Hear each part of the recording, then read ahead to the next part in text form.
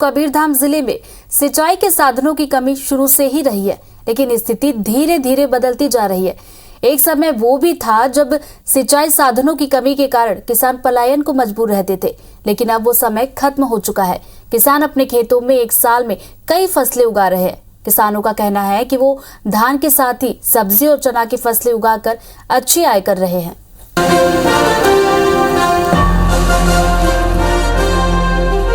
कबीरधाम जिले में जल संसाधन विभाग की ओर से सिंचाई के साधन बढ़ाने के लिए वर्षों से लंबित कार्यों को पिछले 2 साल में किया गया है। जिले में 5 मध्यम सिंचाई परियोजनाएं हैं, जिसमें सरोदा बांध, छीरपानी बांध, बहेरा खार बांध, सुतिया पाठ बांध और करनाला बैराज जलाशय शामिल हैं। इन बांधों के अलावा 107 लघु सिंचाई योजनाएं भी हैं, जो किसानों को छोटे छोटे हिस्सों में लाभ पहुंचा रही हैं।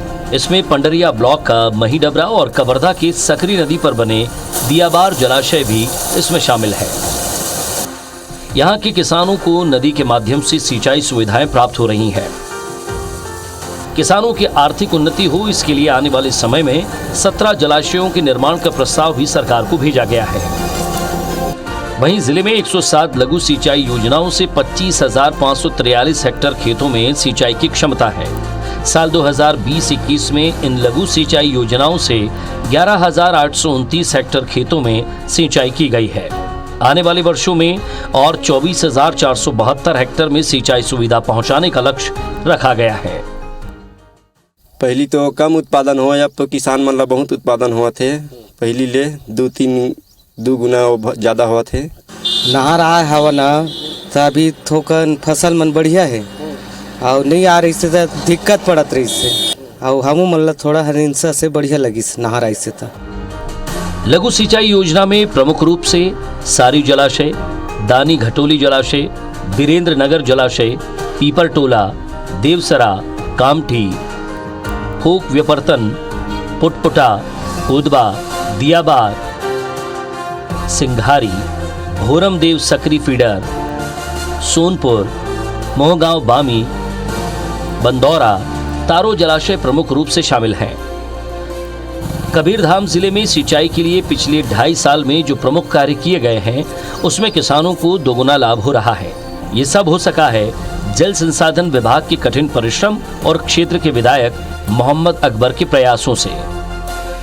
इन कार्यों में प्रमुख रूप से महीडबरा जलाशय से जहां 85 हेक्टेयर में सिंचाई हो रही है, वहीं बड़ी संख्या में किसानों को इसका लाभ भी मिल रहा है। नहर के आय से किसान ला बहुत बड़े आमदनी हुआ थे। 2-3 फसल लेवा थे, धान, चना, गेहूँ।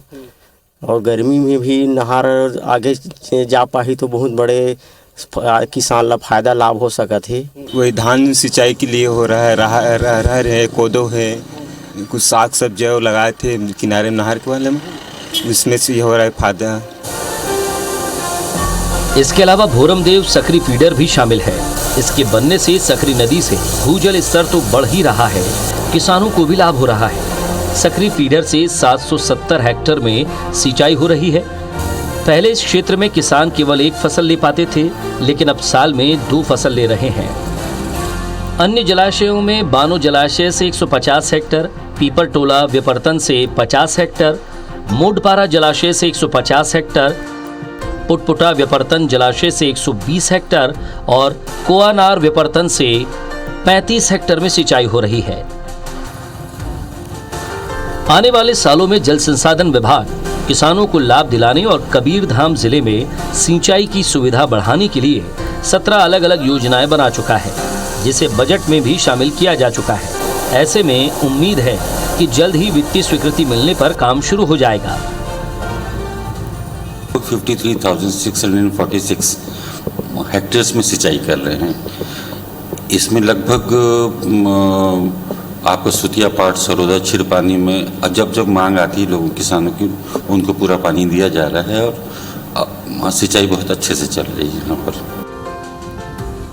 भविष्य की योजनाओं में प्रमुख रूप से लगभग 50 करोड़ की लागत से जगमडवा जलाशय का निर्माण होगा, जिससे 1,822 हेक्टेयर में सिंचाई होगी। इसी तरह बरोडा खुर्द व्यपर्तन से 120 हेक्टेयर में, खमरहा व्यपर्तन से 300 हेक्टेयर, रोल व्यपर्तन से 150 हेक्टेयर, रामपुर से 250 हेक्टेयर, जाम पानी से 150 हेक्टेयर की सिंचाई हो सकेगी।